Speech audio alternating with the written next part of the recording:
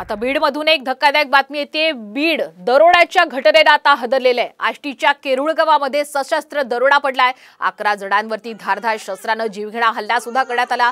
1.5 महिन्याच्या बाळाला सुद्धा मारहाण करण्यात आलेली आहे। दरोडेखोरांच्या हल्ल्यामध्ये 9 जण जखमी झाल्याची माहिती मिळते।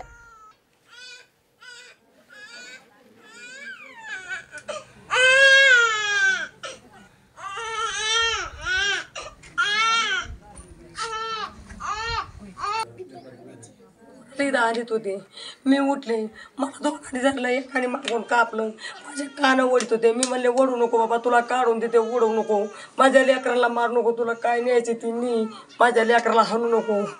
त्या पोरगा म्हणलं तुमचं काय आहे त्याच्या तोंडात थुकले, तंबाखू खाऊन त्याच्या तोंडात थुकले त्या पोराच्या, त्याची लागली डोळ्याची आग व्हायला।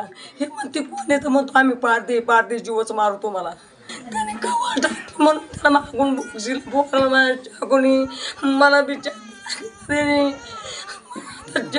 एकाने घर आणला मागून।